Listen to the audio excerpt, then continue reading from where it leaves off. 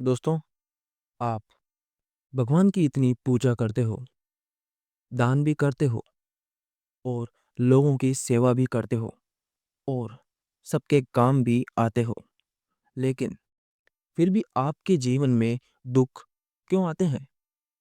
और जब आपको किसी की ज़रूरत होती है, तो कोई आपका साथ क्यों नहीं देता? कोई आपके काम क्यों नहीं आता? दोस्तों, अगर आपके साथ भी ऐसा ही होता है, तो ये वीडियो एंड तक ज़रूर देखें, क्योंकि एंड में एक ऐसी बात बताई गई है जिसे जानने के बाद आपको लोगों की नहीं बल्कि लोगों को आपकी ज़रूरत होगी। दोस्तों, अगर आप इस चैनल पर नए हैं तो इस चैनल को सब्सक्राइब जरूर करें, बाकी अपने दोस्तों और अपने परिवारजनों के साथ इस वीडियो को शेयर जरूर करें और अगर वीडियो अच्छा लगे तो इसे लाइक जरूर करें।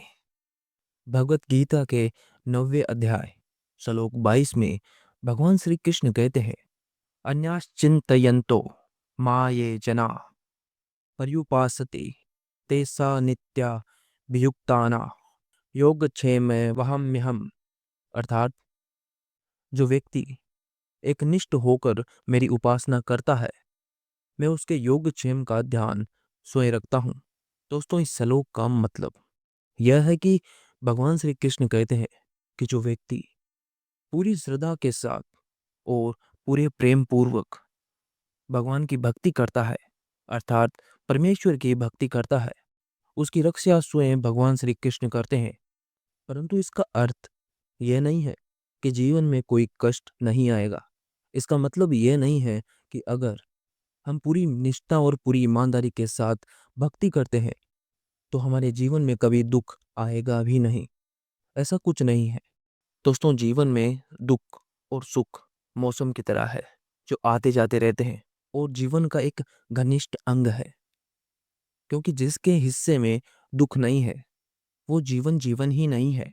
और ये दुख ही है जो हमें आंतरिक रूप से और मजबूत करता है और इसी के कारण हमारा भगवान के प्रति विश्वास अटूट होता जाता है।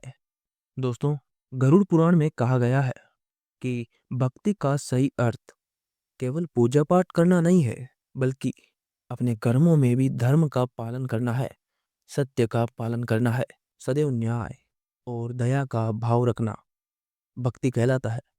यदि व्यक्ति केवल बाहरी पूजा में लीन रहता है और अपने आचरण में कोई सुधार नहीं करता, अपने विचारों में कोई सुधार नहीं करता, एक तरह से इसे कह सकते हैं कि कुछ लोग ऐसे भी हैं जो बाहर से तो भक्ति करते हैं, बाहर से तो भगवान के न जाने कितने बड़े भक्त हैं, रोजाना सुबह उठकर पूजा पाठ करते हैं, शाम को वही पूजा पाठ करते हैं, मंत्र पढ़ते हैं, आरतियां करते हैं, लेकिन विचारों से एकदम पशु की तरह है।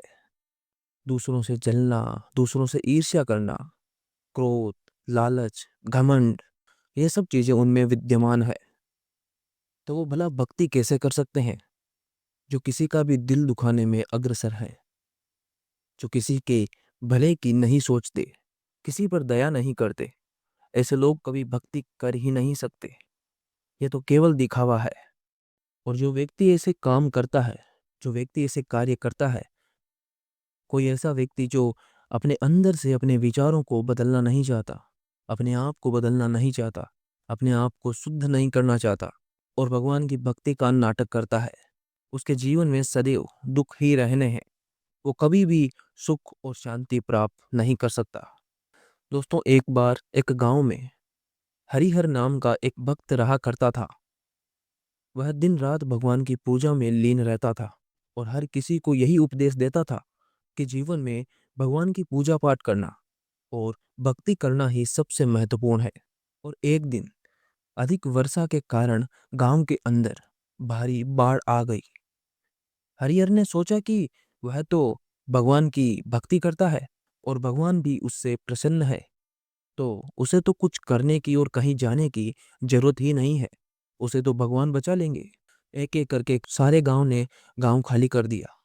उसे भी पूछा कि तुम चलो, लेकिन हरिहर नहीं गया, क्योंकि उसका विश्वास था कि भगवान उसे बचा लेंगे।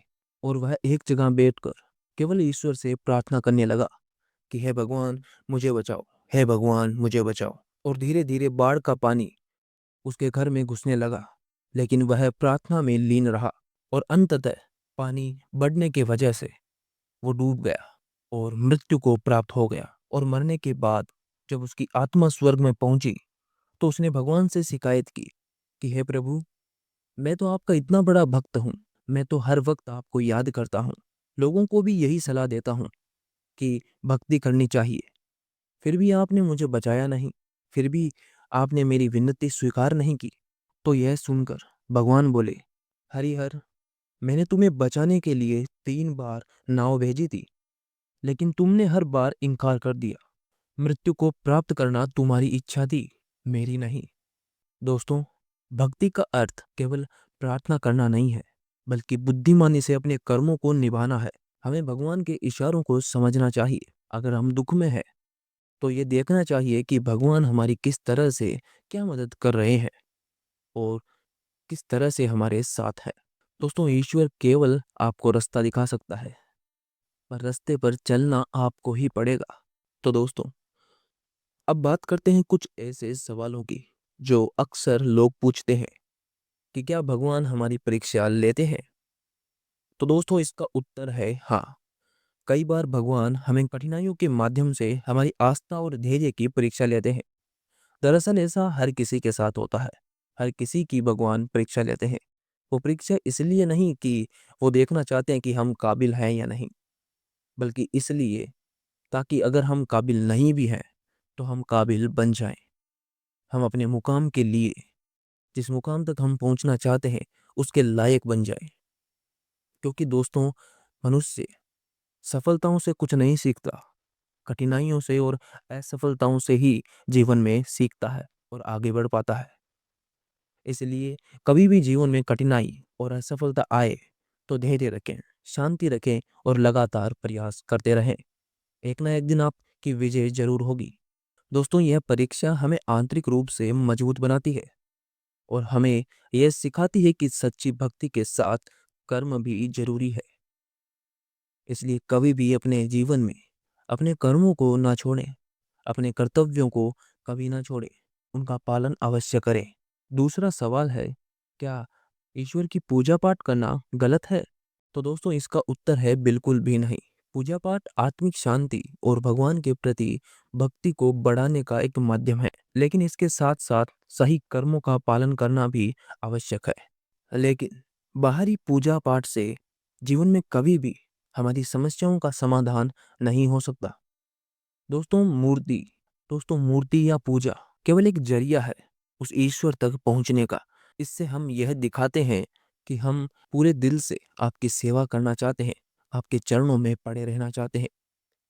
यह तो एक मार्ग प्रशस्त करता है। बाकी भक्ति तो बहुत बड़ी है, भक्ति तो अलग है, भक्ति तो नित्य है। उसे जानने की कोशिश कीजिए। पहले अपने आप को पहचाने, अपने अंदर बसी उस आत्मा को जानने की कोशिश कीजिए, उससे सवाल कीजिए। उसके पास हर सवाल का जवाब है। वही आपको सच्ची भक्ति का ज्ञान भी देगी और वही आप ईश्वर से भी साक्षात्कार जरूर करवाएगी। क्योंकि आपके अंदर ही पूरा ब्रह्मांड है, आपके अंदर ही संपूर्ण संसार है।